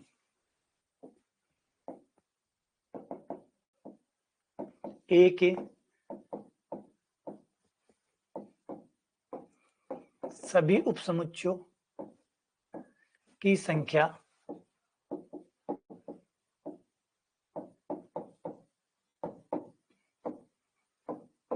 जिनमें 4 आए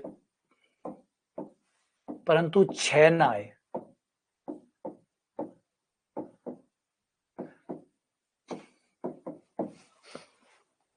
अब ये क्वेश्चन सेम है, ये बात, दोनों ही बातें सेम है। 6 नहीं आए इसका मतलब आप अब उसको ले नहीं सकते, 4 आए उसको आप छोड़ नहीं सकते। तो कुल मिला के आपके चुनाव खत्म हो गया, आपका चुनाव खत्म हो गया। चाहे तो कोई मजबूरन छोड़ना पड़े या चाहे कोई मजबूरन लेना पड़े, बात एक ही है। यहाँ पे चॉइसेस खत्म हो गई, अब कोई चॉइस नहीं है, 4 को आपको लेना ही पड़ेगा, तो बंद ही गए। 4 को लेना पड़ेगा, 6 को छोड़ना पड़ेगा। तो इसका मतलब ये दो एलिमेंट आपके काउंटिंग में कोई फर्क नहीं डालेंगे, क्योंकि 4 को आप चाहें या ना चाहें आपको लेना पड़ेगा, 6 को आपको चाहें या ना चाहें छोड़ना पड़ेगा। तो ये दोनों ही केस आपके लिए आपकी स्वतंत्रता खत्म कर रहे हैं। तो ये दोनों एलिमेंट आपकी गिनती में से बाहर करने पड़ेंगे, क्योंकि अब इनसे कोई फर्क नहीं पड़ रहा। 4 आपको हर हाल में लेना ही पड़ेगा, छोड़ ही नहीं सकते। तो उसका क्या फर्क पड़ता है कि वो आपके समुच्चय में है या नहीं है। अच्छा, 6 जो है उसको छोड़ना ही पड़ेगा, तो उसका भी क्या फर्क पड़ता है कि वो समुच्चय में है या नहीं है। तो 4 और 6 दोनों ही आपके चुनाव से बाहर चले गए, मतलब आपके चुनने की शक्ति से बाहर जा चुके। तो 2 एलिमेंट कम कर दो, है ना। तो समुच्चय संख्या हो जाएगी 2 की पावर 8 यानी 256। ये सवाल अभी हाल में ही आया था, ऐसा ही था, थोड़ा सा छोटा बड़ा हो सकता है, ऐसा ही सवाल था।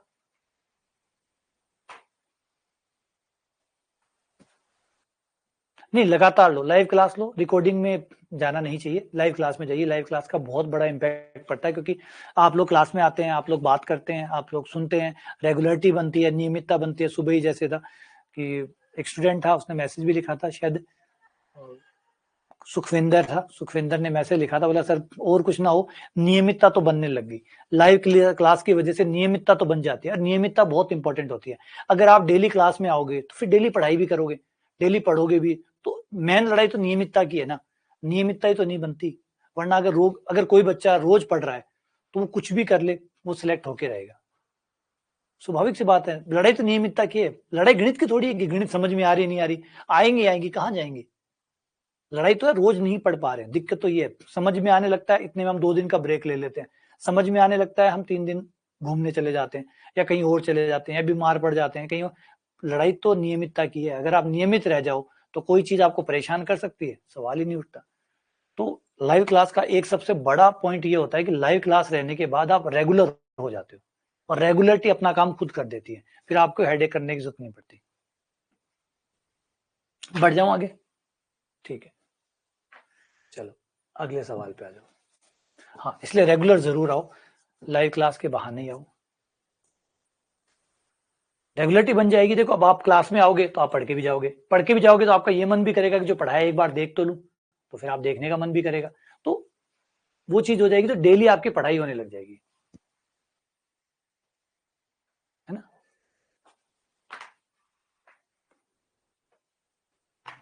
a माइनस बी किसके इक्वल है?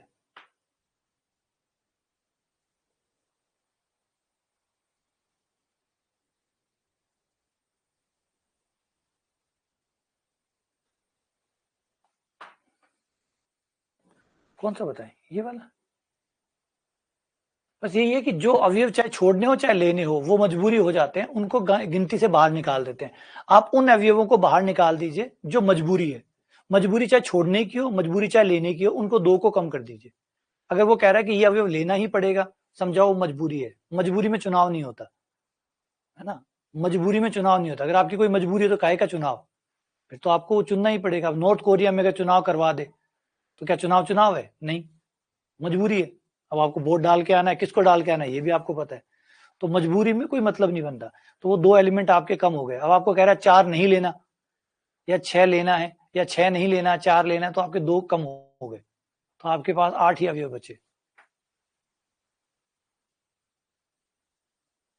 हाँ, इससे कोई फर्क नहीं पड़ता है, मैंने कहते हैं दोनों ही बातें एक ही है। वो कह रहा है लेना पड़ेगा या वो कह रहा है छोड़ना पड़ेगा, समझ जाओ दोनों बात एक ही है। वहां पे आपका चुनाव खत्म हो गया, क्योंकि ये फॉर्मूला जो बना है ना, ये वाला जो आप लगाते हैं, ये फॉर्मूला 2 की पावर n वाला, ये चुनाव पे बना हुआ है, क्रमचय संचय से बना हुआ है। और क्रमचय संचय में चुनाव होता है कि एक अवयव को आप अंदर रख सकते हैं या बाहर रख सकते हैं, इस आधार पे आपने ये फॉर्मूला बनाया होता है। तो अब 4 को और 6 पे चुनाव तो खत्म हो गया, तो चुनाव खत्म हो गया तो ये दोनों अवयव ही आपके लिए खत्म हो गए। ए और बी दो सेट है, तो ए माइनस बी किसके इक्वल है? तो ए माइनस बी इसके इक्वल भी है ना। ए यूनियन बी में से आप ए इंटरसेक्शन बी माइनस कर दीजिए, ए इंटरसेक्शन में से बी डैश ये कर दीजिए, दोनों बात सच है, दोनों ही सच है, दोनों ही सही है। नहीं नहीं, ये तो गलत है यार, ये तो सरासर गलत है, यही सही है बस, क्योंकि ये तो आपका बन गया सम्मित अंतर, है ना, ये तो आपका बन गया ए सम्मित अंतर बी बना है ये तो, जिसको आप ये भी कहते हैं A minus B union B minus C, है ना, ये हो गया, सही है। हाँ बिल्कुल, सिस्टमेटिक डिफरेंस, सम्मित अंतर बन गया ये आपका। सवाल ने परेशान कर दिया यार, कंफ्यूज कर दिया था। ए यूनियन बी में से अगर ए इंटरसेक्शन बी कटाए तो कौन सा आएगा?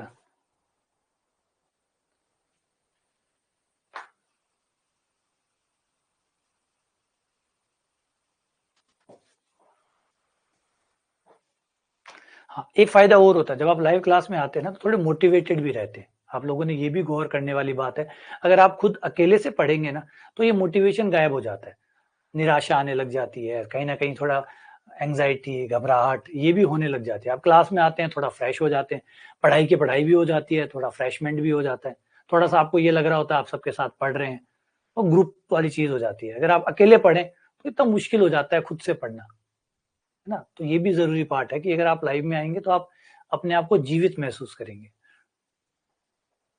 है ना। तो क्लास में आने का एक लाइव क्लास में आने का एक कारण ये भी है।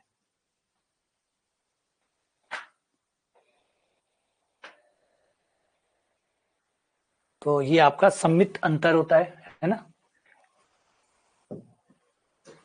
ए यूनियन बी में से ए इंटरसेक्शन बी घटा दो,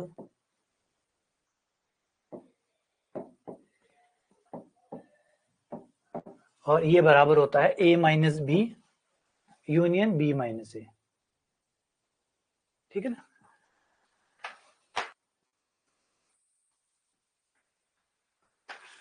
अगला सवाल,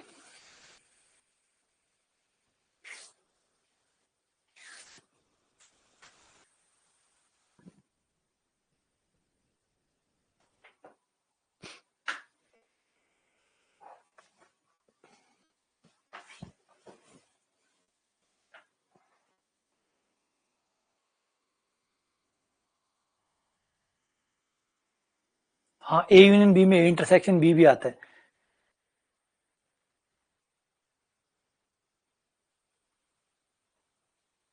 ए यूनियन बी में ए इंटरसेक्शन बी उसके अंदर ही आता है।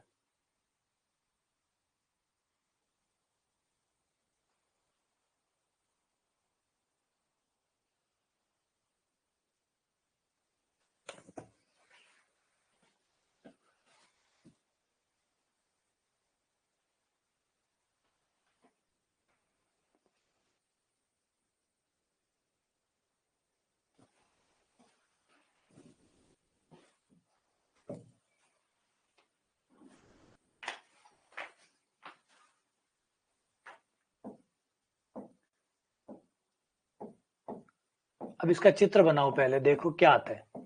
ए इंटरसेक्शन बी के कॉम्प्लीमेंट को ए के साथ इंटरसेक्शन करिए, मतलब कॉमन निकालिए दोनों में कि क्या कॉमन आता है। तो चित्र में चले,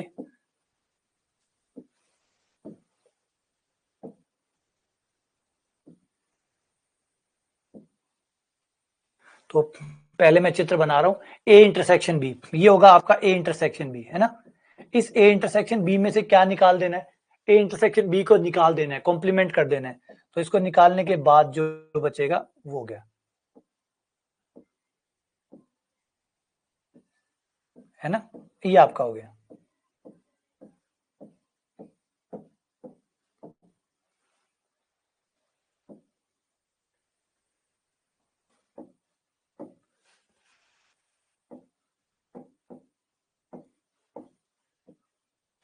ए इंटरसेक्शन बी का कॉम्प्लीमेंट। अब हमें ए बनाना है और देखना है दोनों में, ये आपका ए। अब गौर करिए दोनों में कॉमन क्या है, दोनों में कॉमन क्या है। तो आप देखेंगे ए माइनस बी कॉमन है, दोनों में ए माइनस बी कॉमन है। चित्र में देखो, वो देखो जहां पे हरा भी है और गुलाबी भी है, हरा और गुलाबी दोनों है। तो हरा और गुलाबी जो दोनों है वो ए माइनस बी है, यही तो है, ए माइनस बी। तो ये बराबर आ गया आपका ए माइनस बी, और ए माइनस बी बराबर होता है ए इंटरसेक्शन बी डैश के। ये आपका आंसर आ गया D, A intersection B dash.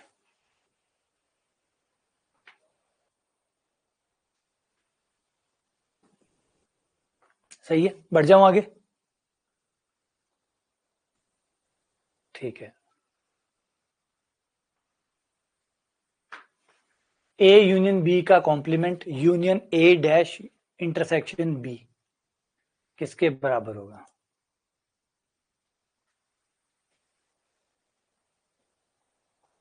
हाँ, दोनों में कॉमन देखो ना क्या कॉमन आएगा, वो चित्र बनाओ और देखो में क्या कॉमन आएगा। पिंक और हरा कहाँ पे एक दूसरे के ऊपर अध्यारोपित हो रहे हैं, जहां पे पिंक और हरा दोनों एक दूसरे पे अध्यारोपित हो रहा है, वो रीजन कौन सा है, जो पिंक भी है और जो हरा भी है। तो वो ए माइनस बी का क्षेत्र है।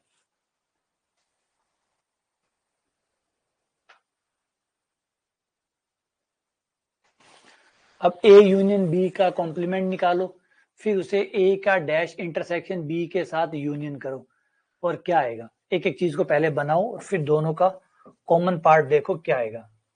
इसको अलग चित्र में बना लो, इसको अलग चित्र में बना लो, और फिर दोनों को मिला दो, सम्मिलित कर दो, मिक्स कर दो। यूनियन है मतलब सम्मिलित कर दो, दोनों चित्रों को एक साथ बना दो। क्या बनेगा।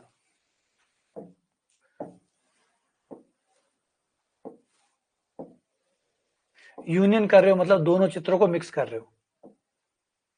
तो मैं पहला इसे बनाता हूं ए यूनियन बी का डैश, तो ये हो गया आपका ए यूनियन बी। अब ए यूनियन बी का डैश निकालना है, मतलब बाहर का निकालना है। ये हो गया आपके ए यूनियन बी का डैश।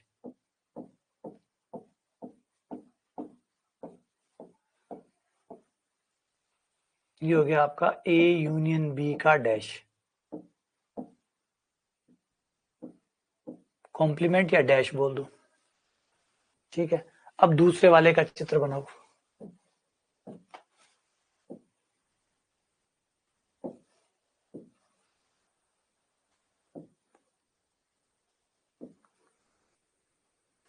ए का डैश, ए का डैश ए के बाहर होगा। ये है ए का डैश, ए को छोड़कर जो बचेगा वो ए का डैश कहलाएगा।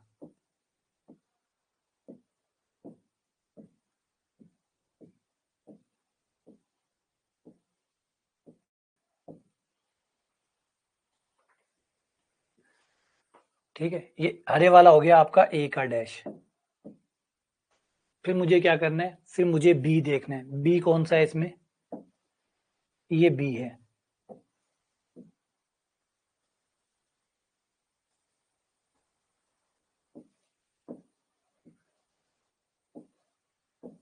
फिर मुझे इनका इंटरसेक्शन देखना है। इनका इंटरसेक्शन क्या होगा, इनका इंटरसेक्शन क्या होगा, वो यहां बना लेते हैं। इंटरसेक्शन मतलब दोनों का कॉमन क्षेत्र। तो चित्र में देखो ऐसा जो हरा भी है और पीला भी है, हरा और पीला दोनों है, वो ये होगा।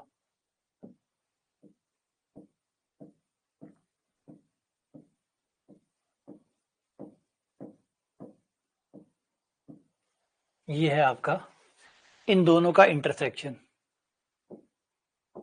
ए के कॉम्प्लीमेंट इंटरसेक्शन बी। अब क्वेश्चन में क्या करना था, दोनों निकालना था। ये निकाल दिया, ये रहा इनका चित्र, और इनका चित्र ये रहा। फिर दोनों चित्रों का क्या करना है, दोनों चित्रों का यूनियन करना है, मतलब दोनों को मिक्स करना है। तो दोनों को मिक्स करो और बताओ क्या बनेगा। दोनों का यूनियन करना है, दोनों चित्रों को मिक्स कर दो। मिक्स करने के बाद अब गौर करो कि जब दोनों चित्रों को मिक्स करोगे तो खाली ए छूटेगा, खाली ए छूटेगा, बाकी सब आ जाएंगे। सही बात है। अब दोनों चित्रों को जब मिक्स करूंगा, मिक्स करने का मतलब कॉमन नहीं निकाल रहा हूं, मिला रहा हूं, दोनों को मिला के एक चित्र बना रहा हूं। तो दोनों को मिलाने के बाद जब मैं एक चित्र बनाऊंगा तो ये बनेगा, देखो। क्योंकि आप यूनियन कर रहे हैं, यूनियन का मतलब मिक्स कर देना, मिला देना। चाहे इस वाले चित्र में है तो भी, उस वाले चित्र में है तो भी, दोनों में है तो भी, तो ये आ जाएगा। याद करो, इन दोनों चित्रों को मिक्स करिए। मिक्स करने के बाद इस चित्र ने देखो बाहर बाहर का तो सारा इसने कवर कर ही रखा है, इसने ये वाला कवर कर रखा है, तो ये वाला इसके अंदर आ जाएगा। तो खाली ए बचेगा, खाली ए बचेगा, यानी ये ए डैश हो गया आपका, ए का कॉम्प्लीमेंट।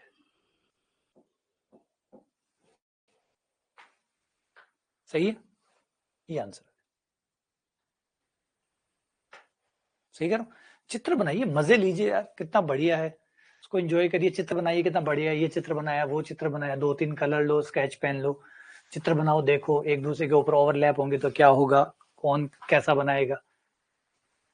कितने बढ़िया, देखो कलर है तो कितने मजे हैं, हरा, पीला, गुलाबी, क्रीम कलर, ब्लू कलर। ये लिया, फिर ये बनाया, फिर उसको मिक्स किया, फिर उसको मिक्स किया। पीछे की क्लास लेने की जरूरत नहीं है, आगे की जो चल रही है ना उससे जुड़ जाओ, आगे वाली जो क्लास चल रही है ना उनसे जुड़ जाओ, पीछे वाली मत लो, क्योंकि पीछे वाली लोगे तो फिर आगे वाली फिर छूट जाएगी, है ना। तो जो चल रही है उन्हीं क्लास के साथ थोड़ा सा जोर आएगा, कोई बात नहीं, धीरे धीरे सब सेट हो जाएगा। शुरुआत में तो चाहे कहीं से भी शुरू कर लो, एक बार तो तकलीफ होती है, तो जहां से शुरू हो रहा है उसी लाइव क्लास से जुड़ जाओ। कुछ दिन असुविधा होगी, फिर धीरे धीरे वो समझ में आना शुरू हो जाएगा। हाँ, कुछ लगे दिक्कत है तो पुरानी वाली एक एक दो वीडियो को पीछे से देखते रहना, तो वो कनेक्शन जुड़ते रहेंगे, है ना। बस समय दो चीजों को समय दो, सारी चीजें सही हो जाएगी।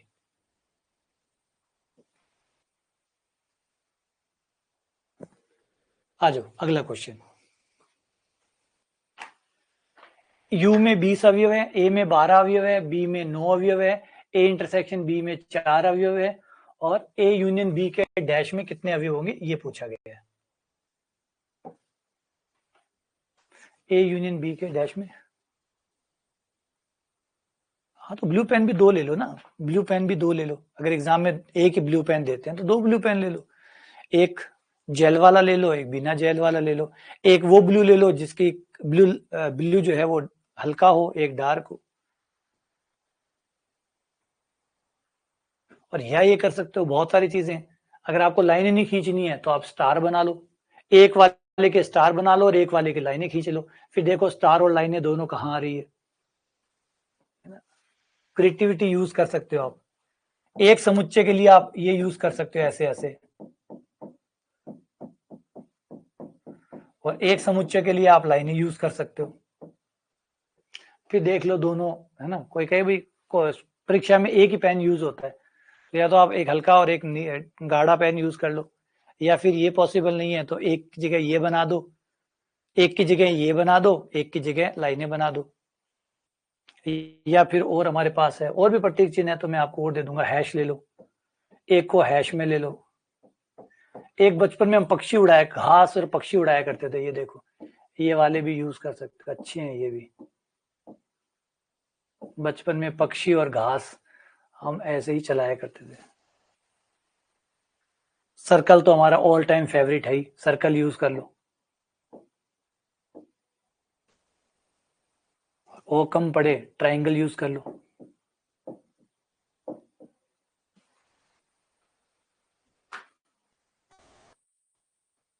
तो दिखाने तो है यार।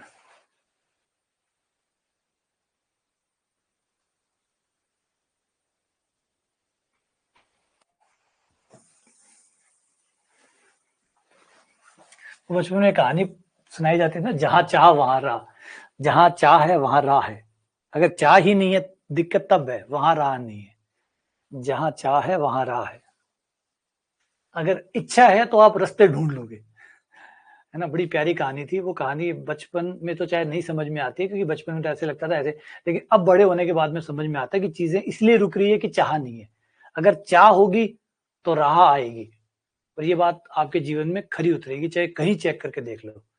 बचपन में पढ़ाई गई कहानियां बड़े होने के बाद समझ में आती है कि कितनी गहरी कहानी थी, कि जहां चाह वहां राह। आज अगर आप किसी राह पे नहीं पहुंचे हैं तो उसका बड़ा कारण ये नहीं है कि, है ना, कि कुछ और परिस्थितियां आपके खिलाफ थी, नहीं, एक्चुअल में आपकी चाह उतनी अच्छी थी ही नहीं। अगर आपकी चाह अच्छी होती तो राह अपने आप आती।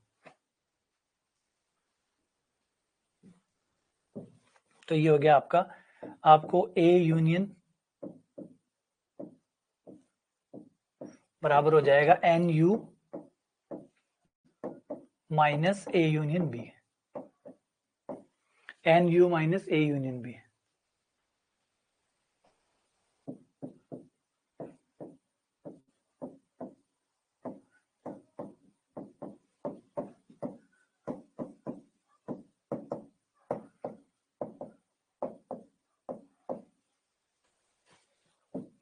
एन यू का मान 20 दिया हुआ है, एन ए का मान 12 है, ये 9 है,